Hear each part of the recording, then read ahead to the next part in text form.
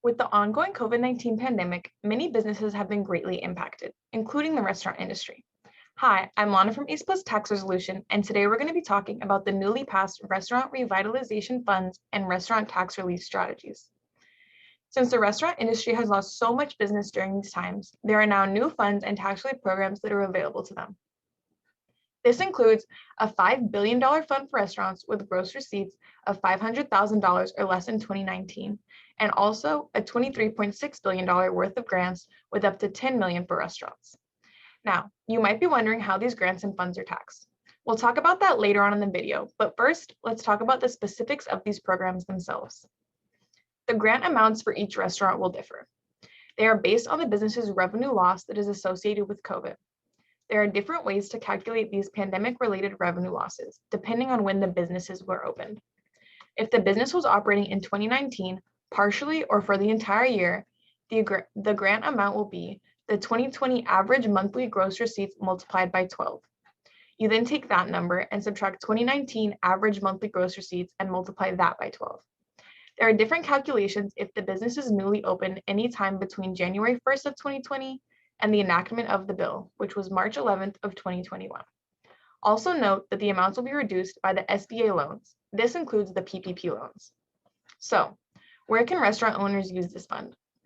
They mainly include payroll costs, paid sick leaves, mortgages, rent and utilities, maintenance, supplies, food and beverage expenses, operational expenses, and others. The grant is supposed to be used for expenses covering the period between February 15th of 2020 and December 31st of 2021. Now, let's talk about the taxes associated with these programs. The restaurant revitalization grants are not subject to income tax. Your business should not include the grant amount as gross income on your tax return.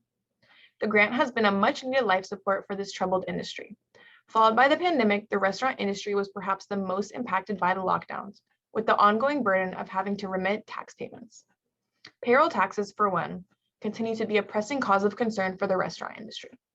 If the IRS thinks if someone was responsible for filing or paying taxes but did not, then they will become liable for the unpaid taxes. When the business struggles, restaurant owners are tempted to use these payroll taxes to cover the business's expenses. The IRS takes late payroll tax payments very seriously because it was never the business owner's money to begin with.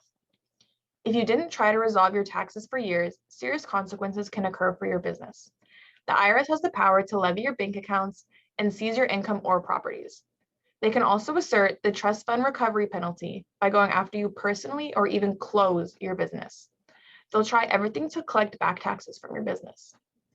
Before you or your business are approached by the IRS for back taxes, it is important to know the options that are available to you. We talked about these options in our non-filer video, which is linked down below. If you are facing back taxes, it is important to comply with the IRS to not worsen the situation.